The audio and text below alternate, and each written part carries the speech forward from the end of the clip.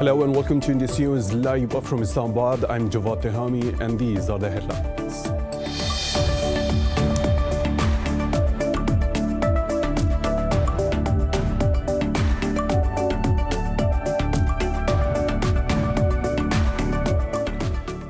Afghanistan's President Ashraf Ghani has blamed the country's deteriorating security on a sudden decision by the US to withdraw its troops. Speaking at the parliament, Ghani said he had warned Washington that the pullout would have consequences. He accused the Taliban of keeping ties with the terrorist groups and stepping up attacks on women and civil society activists.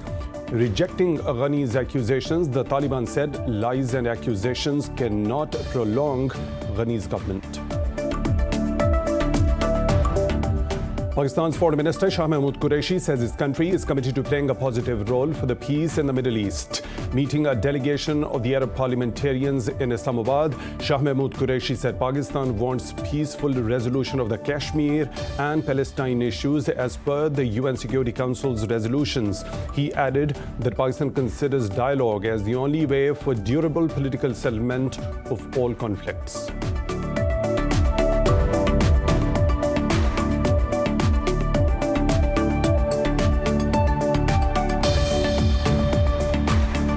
The Pakistan Army says one of its soldiers has embraced martyrdom when terrorists opened fire on a military post in North Waziristan. The military's media wing said an operation is being carried out to eliminate the terrorists from the area.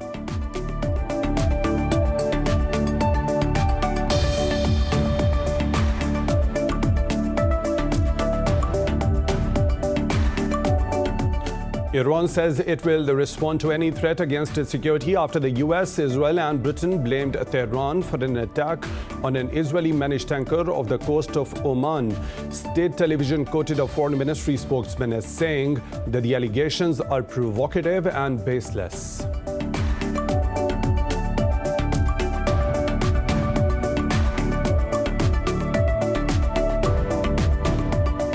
Brazil has reported 464 COVID-19 deaths and more than 20,000 infections in the past 24 hours as its tally approaches 20 million.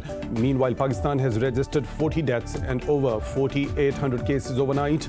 Globally, the death toll has surpassed 4.2 million, while more than 198 million infections.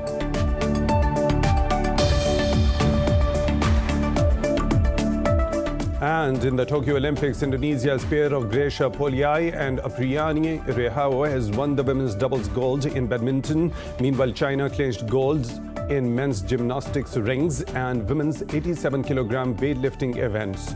On day 10 of the Games, China is leading with 28 gold medals, followed by the US with 20 and Japan on 17.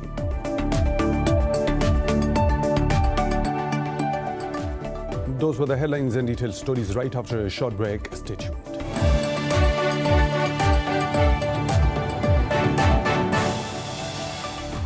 Welcome back. And now with the news in detail. Afghanistan's President Ashraf Ghani has blamed the country's deteriorating security on a sudden decision by the US to withdraw its troops. Ghani said he had warned Washington that the pullout would have consequences.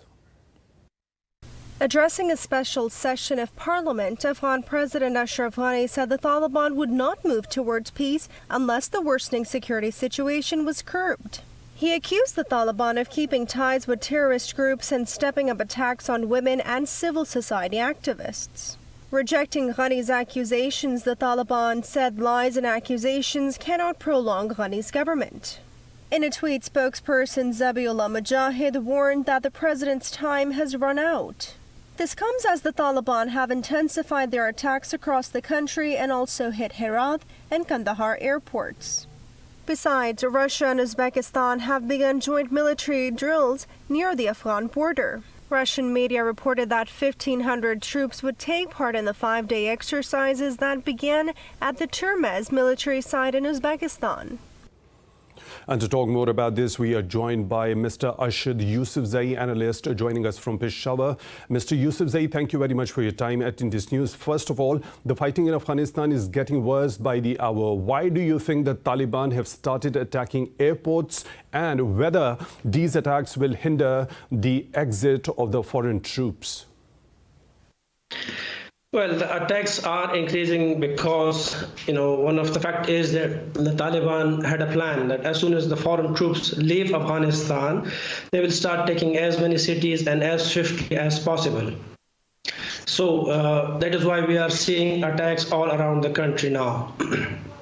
The reason they are attacking airports, especially the attacks yesterday on airports in Herat and Kandahar, are one of the reasons behind this is the Taliban believe that it's a retaliation. They are linking it as a retaliation to the bombardment that they suffered day before.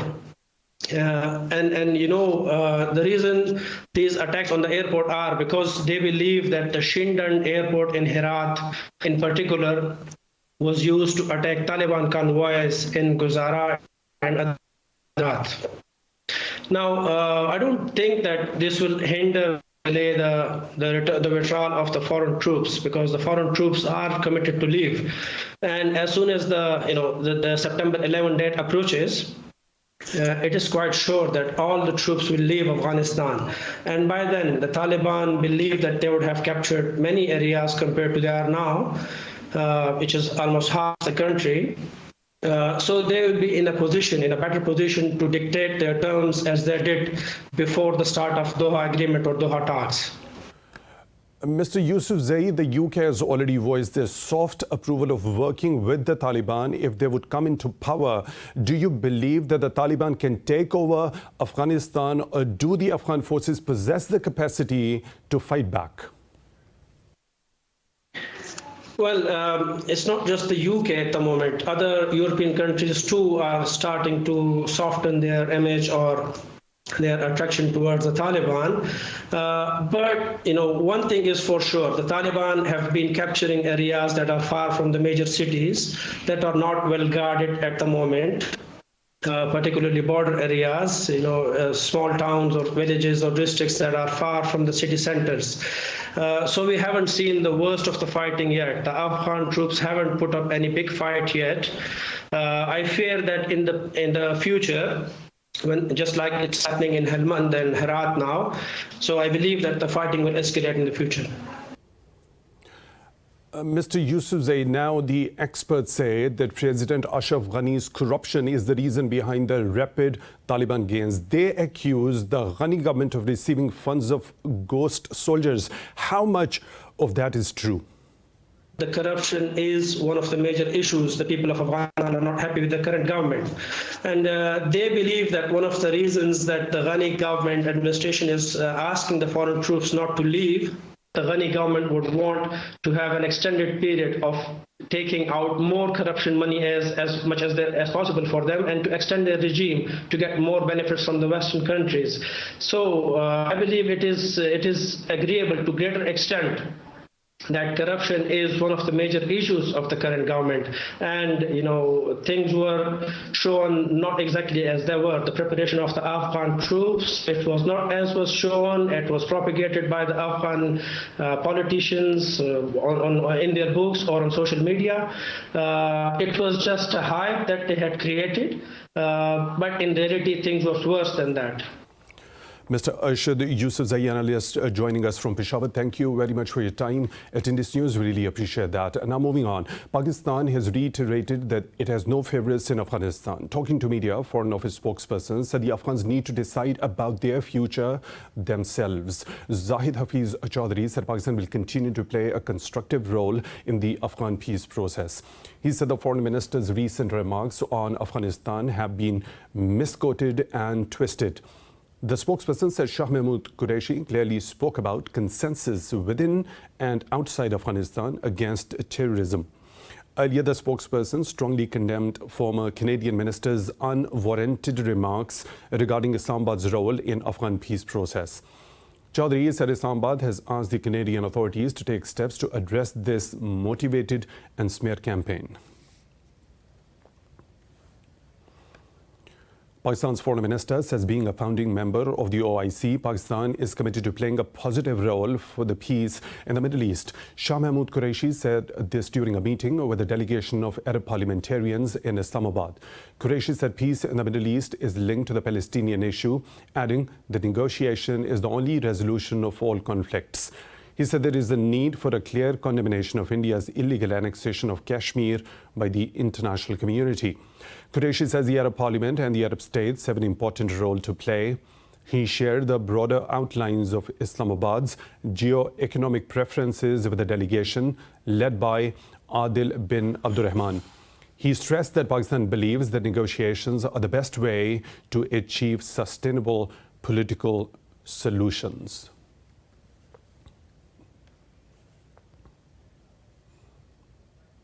The Pakistan Army says one of its soldiers has been martyred in an exchange of fire with terrorists in North Waziristan.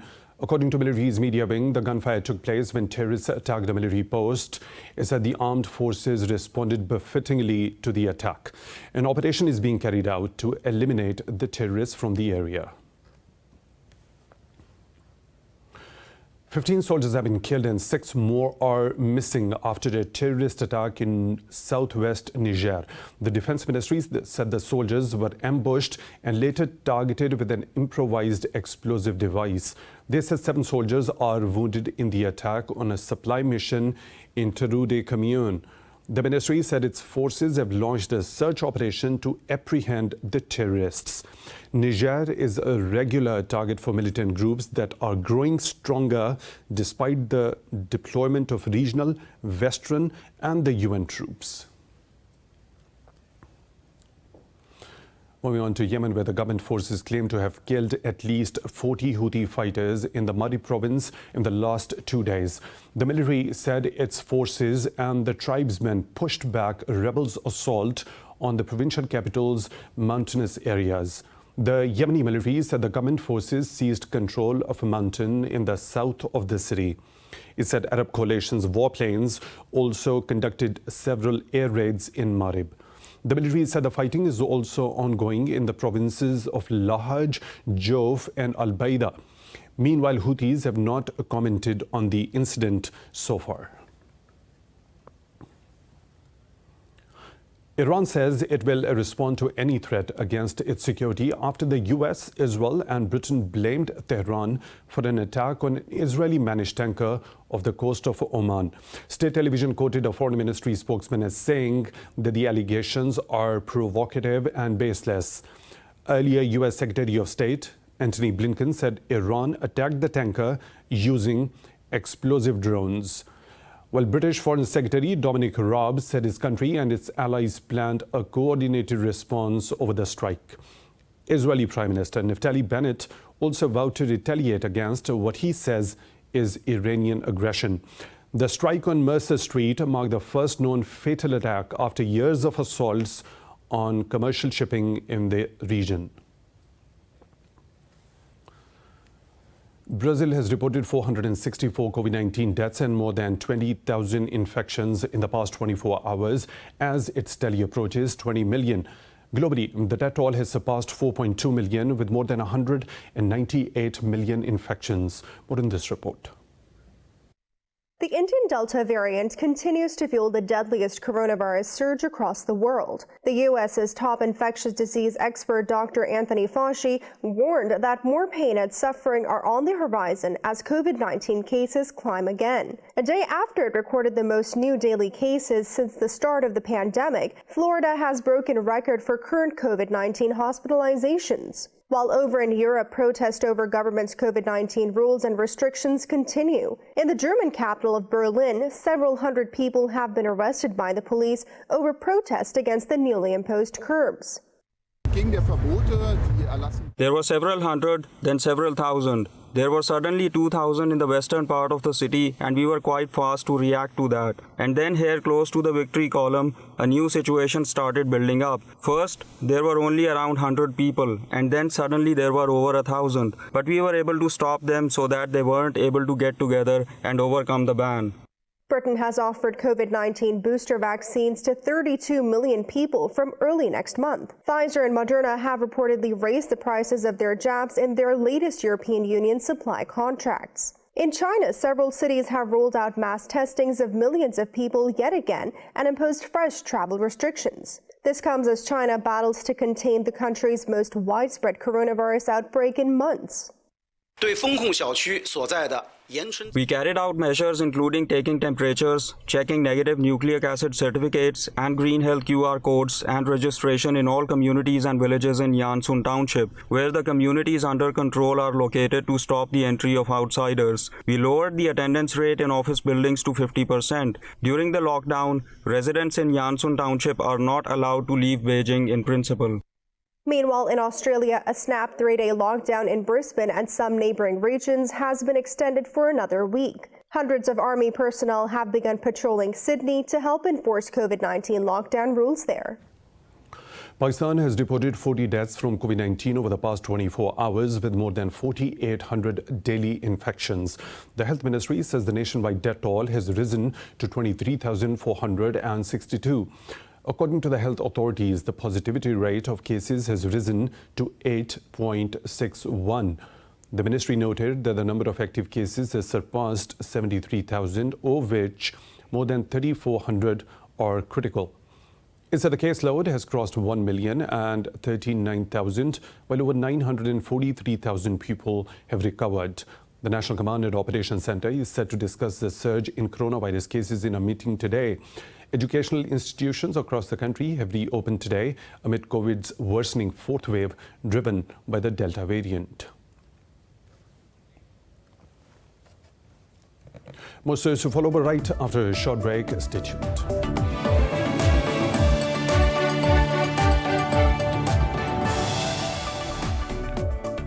Welcome back. South Korea says it has made no decision on joint military exercises with the U.S.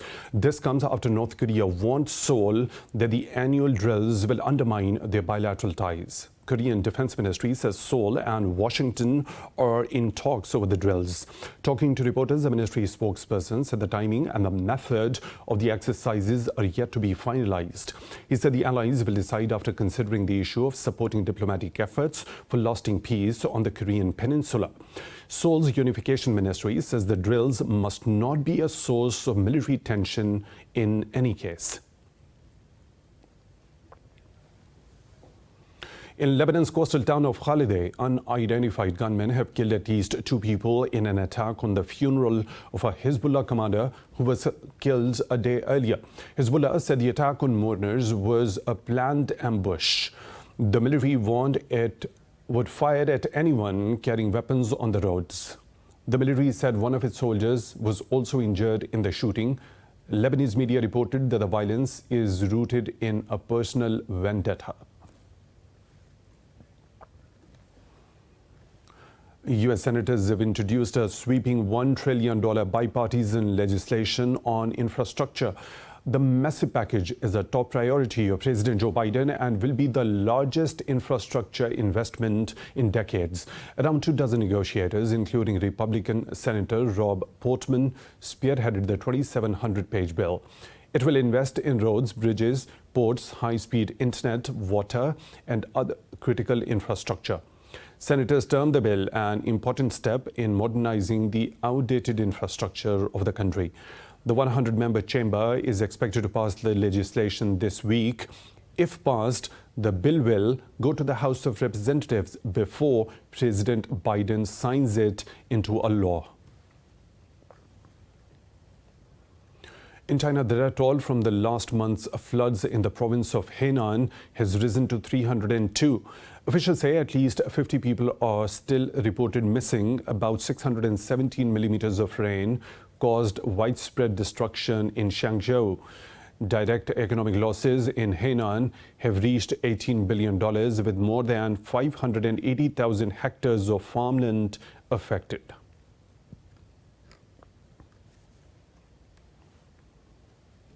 In the U.S., 7 new wildfires have erupted, taking the total number of active fires across the country to 91. Officials say the raging flames have burned through more than 1.8 million acres so far. Over 22,000 fighters and incident management teams are engaged in battling the blazes. The bootleg fire in the state of Oregon has been contained by 74%. However, it is not expected to be fully controlled until October. Meanwhile, California's largest fire, Dixie, has grown around 245,000 acres in size and is 32% contained. Authorities say some 38,000 fires have already scorched more than 3 million acres this year. The monsoon moisture moving into the region is expected to stomp out some fires and quench the dry vegetation and soil.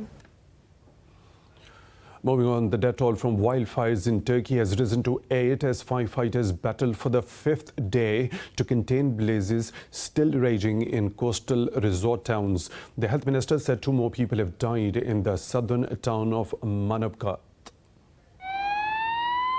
Ankara says it has not excluded the possibility of arson and sabotage in the part of the Kurdistan Workers' Party, which is outlawed in the country. Meanwhile, thousands of people have been evacuated as wildfires wreak havoc in Greece, Italy, and Spain. 5 people have been wounded after wildfires devastated parts of Italy. In western Greece, 5 villages have been evacuated and 8 people hospitalized with burns and respiratory problems.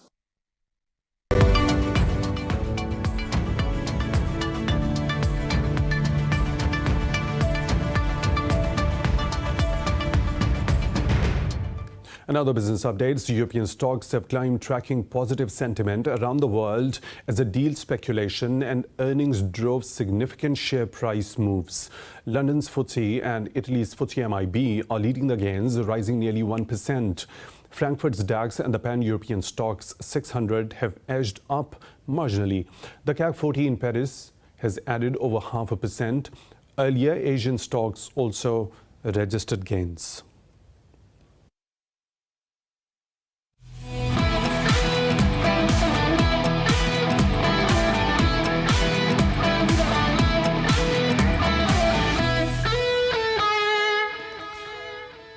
In Tokyo Olympics, Indonesia and Puerto Rico have secured their first gold medals on the 10th day of the Games. China is leading the medal standings with 28 golds, followed by the US with 20 and hosts Japan on 17. More in this report. Day 10 of the Games is scheduled to feature a total of 22 gold medal events. Argentina dominated Germany to make it to the semis in women's hockey for the first time since 2012. They now face a showdown with either Australia or India in the Final Four on Wednesday. Puerto Rico secured its first gold after Jasmine Camacho Quinn won the women's 100-meter hurdles. Matildis Tengolu of Greece won the men's long jump gold, besting Cuba's Juan Miguel Enchivara and Mikel Masso. Meanwhile, Dutch women Sifan Hassan brilliantly recovered from a fall to advance into the semifinals of the 1,500-meter heat. The 28-year-old will have to recover quickly, as she is also scheduled to run in the 5,000-meter final today.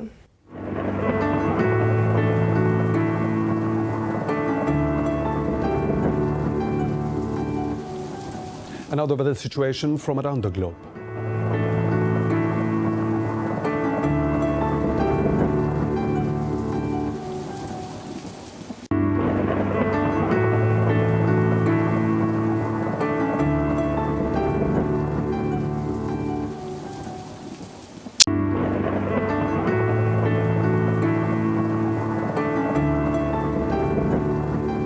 And that is all for now. For the latest updates, you can follow us on social media at Indus.News.